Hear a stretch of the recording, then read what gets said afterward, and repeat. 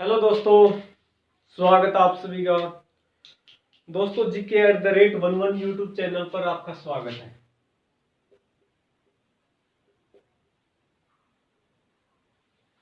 ठीक है दोस्तों, हमने फर्स्ट लेक्चर में क्या किया था, आर्य सभ्यता फर्स्ट पार्ट की थी। ठीक है, आज हम करेंगे वेद। हमारे जो आपको पता है, आप सभी को पता है, 4 वेद हैं। आज हम उनके बारे में डिस्कस करेंगे। ठीक है,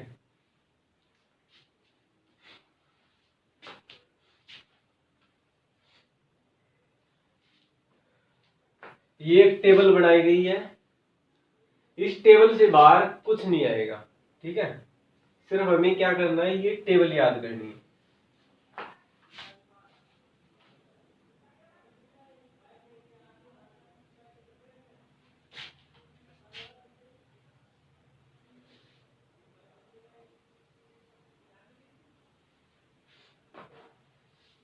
इसमें क्या बताया गया, हमने पढ़ा था आर्य सभ्यता फर्स्ट पार्ट। उसमें क्या बताया गया था कि भाई आर्यों का आगमन, आर्य किस तरीके से आए थे, कहाँ से आए थे, क्या क्या उनका इतिहास था, और उन्होंने क्या क्या काम किया। ठीक है, ये सब हमने पहले पढ़ चुके हैं। आज हम बात सिर्फ वेदों की करेंगे। हमारे टोटल कितने, 4 वेद हैं।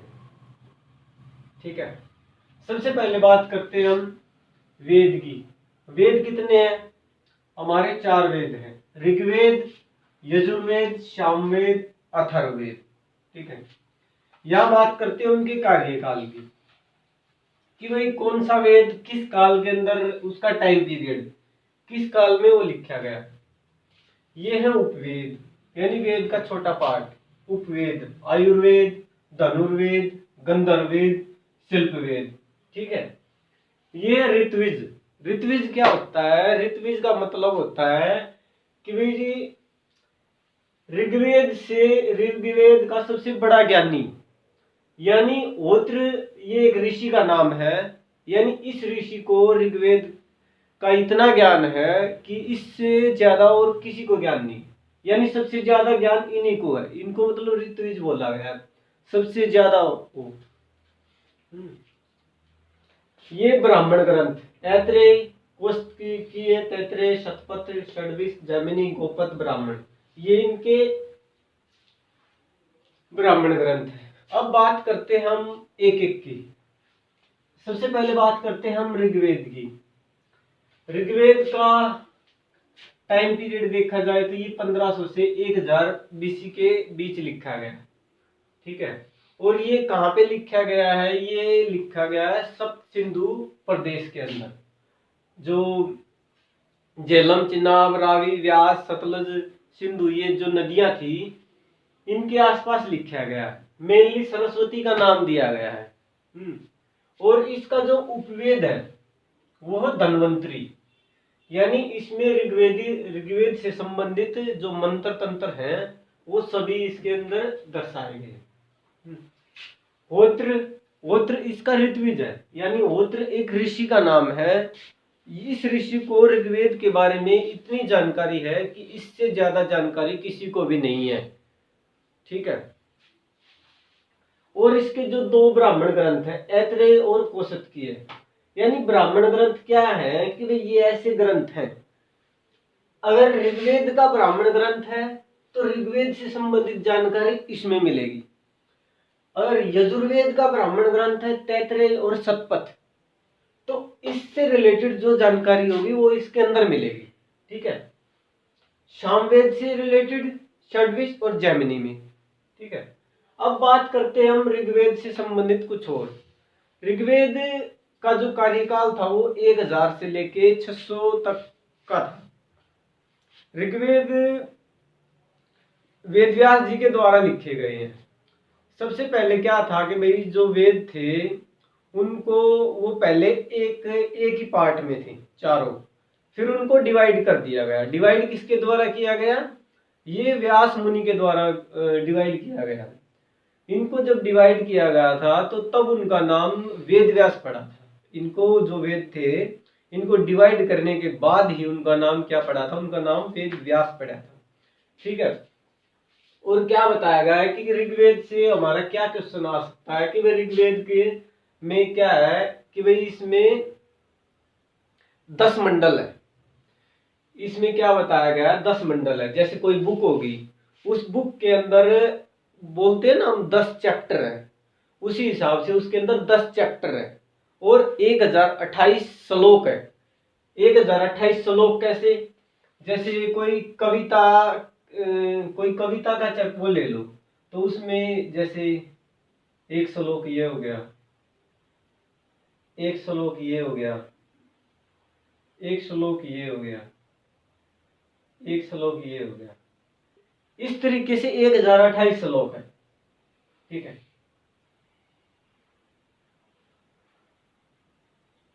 और इसमें जो टोटल 10,600 के आसपास शब्द है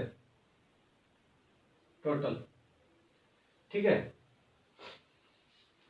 ये ऋग्वेद में। इसके ब्राह्मण ग्रंथ ऐत्रेय और कौशिक बताए गए। ठीक है। और क्या है, जो गायत्री मंत्र है हमारा, वो कहां से लिया गया है, वो ऋग्वेद के तीसरे मंडल से लिया गया है। गायत्री मंत्र किसके द्वारा लिखा गया, गायत्री मंत्र विश्वामित्र के द्वारा लिखा गया। ठीक है, ये तो बात है सारी ऋग्वेद के बारे में। अब बात करते हैं हम यजुर्वेद की, दूसरे की। यजुर्वेद का, यजु का मतलब होता है यज्ञशील। यजु का क्या मतलब होता है, यजु का मतलब होता है यज्ञशील। और जो यजुर्वेद है ये कब लिखा गया है, ये 1000 से लेके 600 BC के बीच में लिखा गया है। और इसका जो ऋत्विज है वो कौन है, वो अदर्व्यूर। ये यानी इस ऋषि को सबसे ज्यादा ज्ञान है इसका, यजुर्वेद का। ठीक है। और ये क्या है, ये धनुर्वेद, ये इसका उपवेद है। किसका, यजुर्वेद। धनुर्वेद ये किसके द्वारा लिखा गया था, ये लिखा गया था विश्वामित्र के द्वारा। यानी विश्वामित्र ने धनुर्वेद लिखा। और विश्वामित्र कौन थे, जो राम लक्ष्मण के गुरु थे वही विश्वामित्र थे। ठीक है। विश्वामित्र ने क्या, जो गायत्री मंत्र था उसकी भी रचना की और धनुर्वेद की रचना की। धनुर्वेद में क्या बताया गया है, धनुर्वेद में बताया गया धनुष विद्या के बारे में। क्योंकि विश्वामित्र के टाइम पे क्या था कि भाई जैसे राम और लक्ष्मण ये सब क्या करते थे कि भाई धनुष बाण चलाते थे। धनुर्विद्या का उस टाइम पे क्रेज था। ठीक है। हर जितने योद्धा होते थे, राजा होते थे, वो सब धनुर्विद्या सीखते थे। तो उस टाइम पे इन्होंने ये उपवेद लिखा, धनुर्वेद। ठीक है। अधर्व्यू ये इसके ऋत्विज है, यानी इस बंदे से ज्यादा ज्ञान किसी को नहीं है इस संसार में। और फिर उन्होंने क्या, ये ब्राह्मण ग्रंथ इसका क्या है, तैत्रेय और शतपथ। यानी यजुर्वेद से संबंधित जो भी जानकारी है वो इन ग्रंथों में मिले। ठीक है। फिर बात करते हैं, यानी इसमें एक बात और है, ये जो यजुर्वेद है, ये वेद इसके 2 पार्ट बताए गए हैं, शुक्ल और कृष्ण वेद। ठीक है, शुक्ल और कृष्ण।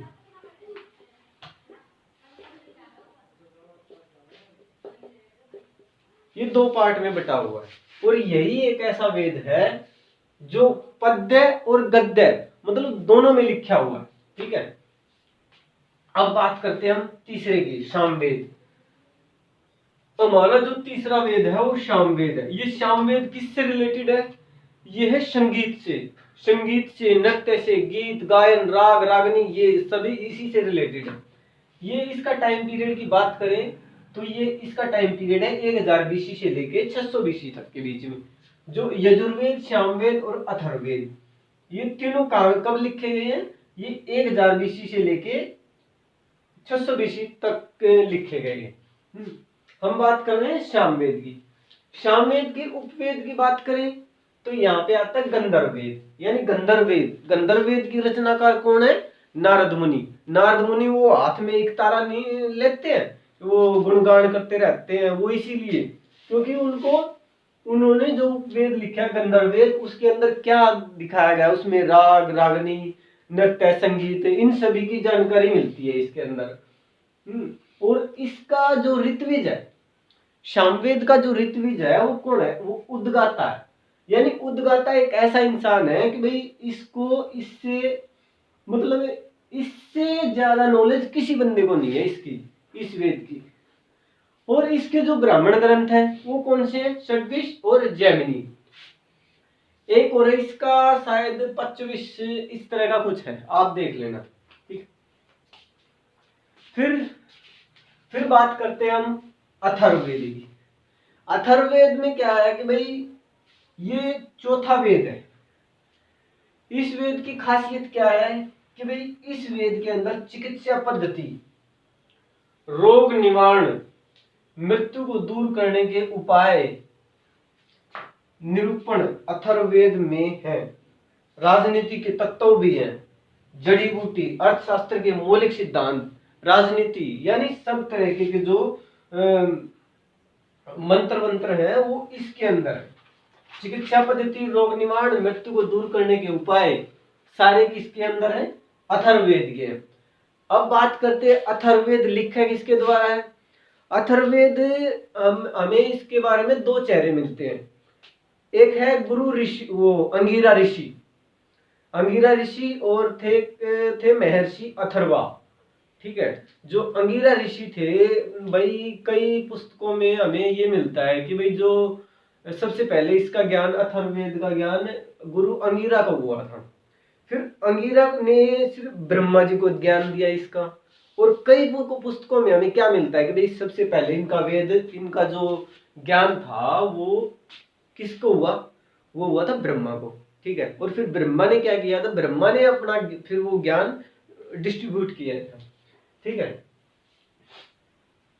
अथर्ववेद, ये जो ऋषि अंगिरा थे और अथर्वा ऋषि, जो ऋषि अंगिरा थे उनकी पत्नी का क्या नाम था? उनकी पत्नी का नाम था स्मृति। वैसे एक उनका पुत्र भी था, लेकिन ये एग्जाम के पॉइंट ऑफ व्यू से नहीं है, हमें नहीं करना उनके बारे में। वैसे हाँ, इसका ऋत्विज, अथर्ववेद का ऋत्विज कोई नहीं है। यानी एक से बड़ा एक कंकाल, वो कंकाल नहीं, तांत्रिक मिल जाएगा। ठीक है। इसका कोई ऋत्विज नहीं है। और ये इसका जो उपवेद है ये शिल्पवेद है। शिल्पवेद किसके द्वारा लिखा गया है? विश्वकर्मा के द्वारा। इस शिल्पवेद के अंदर क्या जानकारी मिलती है हमें? इसके अंदर हमें चिकित्सा से रिलेटेड, अर्थशास्त्र से रिलेटेड, जड़ी बूटियों, राजनीति, मृत्यु, इसके बारे में जानकारी मिलती है। ठीक है। और इसके जो ब्राह्मण ग्रंथ हैं वो गोपत और ब्राह्मण। ठीक है। अब बात करते हैं हम इनकी कि भी ये लिखे कहाँ गए हैं। जो ऋग्वेद है ये एक ऐसा वेद है जो 1500 से 1000 बीसी के बीच में लिखा गया। और ये कहाँ लिखा गया था? सप्तसेंधो प्रदेश में। ठीक है। और ये जो बाकी के वेद है तीन, यजुर्वेद, सामवेद, अथर्ववेद, इनकी एक सिमिलरिटी है। वो क्या है कि भाई ये तीनों 1000 से लेके 600 बीसी तक के लिखे गए हैं। 1000 से 600, 1000 से 600 बीसी। ठीक है। और ये तीनों कहाँ लिखे गए हैं? ये लिखे गए हैं कुरु या कुरु पंचाल, कुरु प्रदेश पंचाल में, कुरुक्षेत्र बोल सकते हैं हम। ठीक है। ये था हमारा वेद, इससे बाहर तो कुछ नहीं आता। ठीक है। एक बार मैं दोबारा रिपीट करवा देता हूं।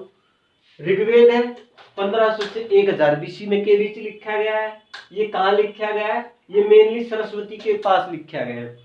इसका जो उपवेद है आयुर्वेद, धन्वंतरी, यानी धन्वंतरी जो थे उन्होंने आयुर्वेद को लिखा है। इस आयुर्वेद में क्या है? आयुर्वेद में ऋग्वेद से संबंधित जानकारी मिलती है, ऋग्वेद से संबंधित जानकारी मिलती है। ठीक है। और इसका जो ऋत्विज है ओत्र है। ओत्र को मतलब यहाँ से पूरे संसार में जितना भी ऋग्वेद का सबसे ज्यादा ज्ञान है वो किसको? ओत्र को। और इसके ब्राह्मण ग्रंथ ऐतरेय और कोशत किए हैं। ठीक है। फिर बात करते हैं यजुर्वेद की। यजुर्वेद कब लिखा गया है? 1000 से 600 बीसी में। इसका जो उपवेद है वो धनुर्वेद है। धनुर्वेद किसके द्वारा लिखा गया है? विश्वामित्र के बारे में, विश्वामित्र के द्वारा धनुर्वेद लिखा गया है। और इसके अंदर क्या है? इसके अंदर धनुर्विद्या बताई गई है। अदरव्यू इसका ऋत्विज है। तैतरेय, शतपथ, ये दो इसके ब्राह्मण ग्रंथ है, ठीक है। और इसमें क्या बताया गया है, यजुर्वेद के अंदर जो शुक्ल और कृष्ण इसके दो पार्ट बन जाते हैं, और ये गद्य और पद्य दोनों में लिखा गया है, ठीक है। फिर बात करते हैं सामवेद की। सामवेद ये संगीत का वेद है। ये आ जाता है वैसे क्वेश्चन कि भी संगीत का वेद कौन सा है, सामवेद है। ये गंधर्व वेद इसका उपवेद है।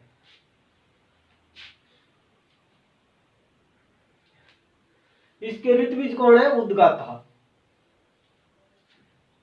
ये ब्राह्मण ग्रंथ षड्विश और जैमिनी, ठीक है।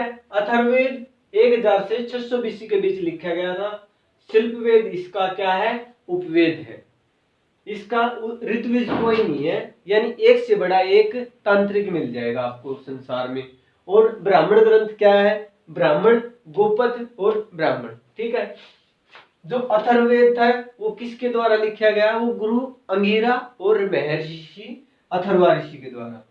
चिकित्सा पद्धति, रोग निवारण, मृत्यु को दूर करने के जो उपाय हैं, जड़ी बूटी, अर्थशास्त्र के जो मौलिक सिद्धांत है, वो सारे कहाँ हैं, वो अथर्ववेद के अंदर, ठीक है दोस्तों। ये 4 वेद करवाए हमने, 4 ही हफ्ते हैं, ठीक है भाई, समझ में आ गई, ठीक है भाई। इसका एक स्क्रीनशॉट ले लो आप,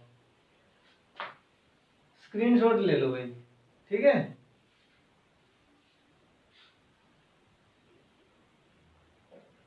सही है, ठीक है भाई, थैंक यू भाई।